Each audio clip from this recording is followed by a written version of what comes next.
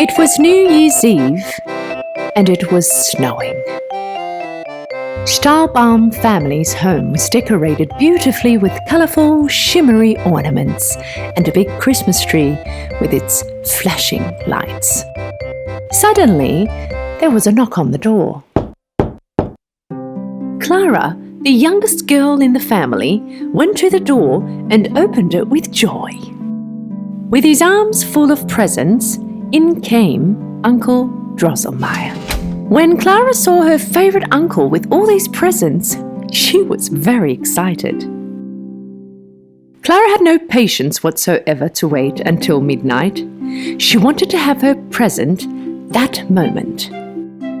Uncle Drosselmeyer could not let Clara down, and so he gave her present. Very excited, Clara opened her present. This was the most interesting present she ever had got. Her uncle's present was a funny-faced nutcracker with a red nose and a thin moustache. Clara never had a toy like this before. She really loved this toy nutcracker. She started playing with it, and she even danced.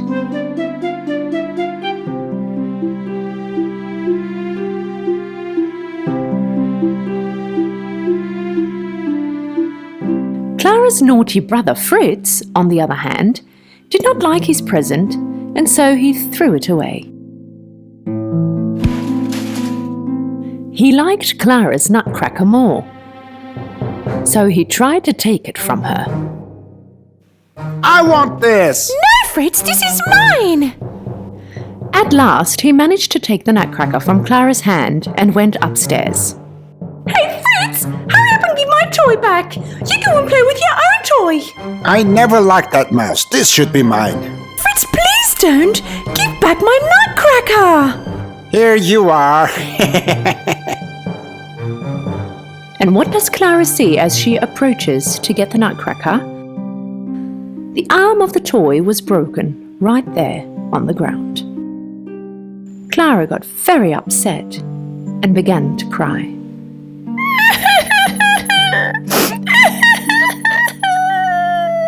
Don't worry, Clara. I'll fix that for you.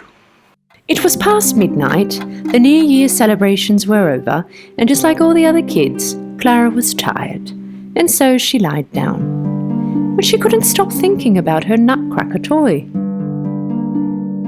I hope Uncle was able to fix the nutcracker. With all the overwhelming curiosity, Clara jumped out of bed. And with one hope, she entered the living room, and there it was, the nutcracker in one piece sitting under the Christmas tree. Clara was so happy, she hugged the nutcracker, and in peace she fell asleep. Not long after, in her sleep, Clara heard some funny noises. And slowly as she opened her eyes, she thought she was dreaming, and she drifted off again. Not knowing at that very moment she had started her journey to Neverland. The noises began once again, as if it were the mice making all that noise. Clara opened her eyes once again. The furniture in the house seemed to be much bigger now. The Christmas tree where she was sleeping turned into a gigantic tree. Clara was wide awake now, and right at that moment, she noticed that in fact nothing was actually growing, but instead she was shrinking. And just then she noticed the Mouse King and his army were heading her way.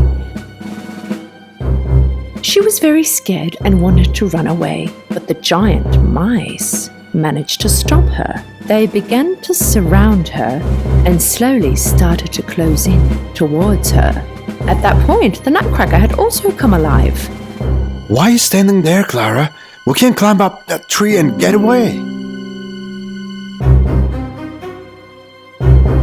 Clara and the nutcracker managed to climb the tree and from there jumped up to the upper floor.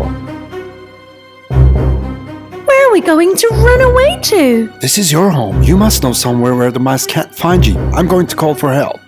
As Clara was running, Nutcracker was nowhere to be seen. The mice had scattered all around the house. They were looking for Clara. The Nutcracker had approached a toy store. He saw that there were many tin soldiers sitting in the window. He grabbed a rock and broke the window.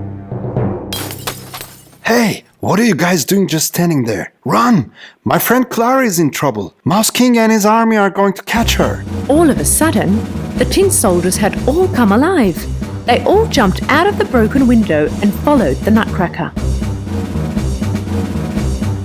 Once the Nutcracker arrived back at the house, it looked like a war scene. The mice had turned the place upside down.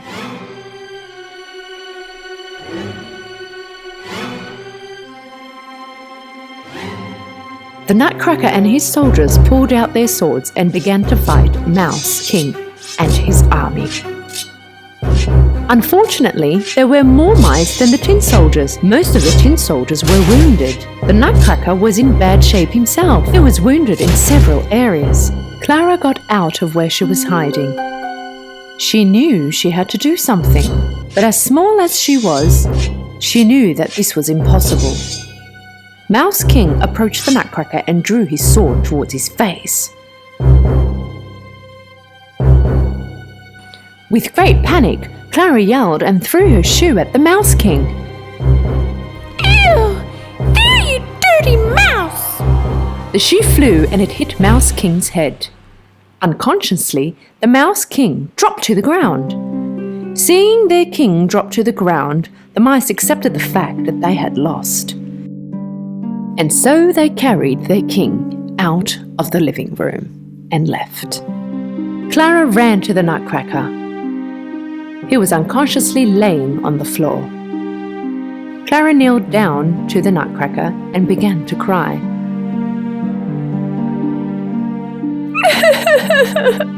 Nutcracker, wake up! Suddenly, a fairy appeared behind Clara. With her blue outfit, wings, and her lollipop wand, she was an extremely sweet fairy. The fairy couldn't stand the sight of Clara's tears, and so she used her magic. And right at that moment, the Nutcracker transformed into a handsome prince. With amazement and happiness, Clara found herself looking at the prince. The handsome prince reached out his hands and they began to dance. This was a magical dance. Clara noticed that at that point she began to float in the air.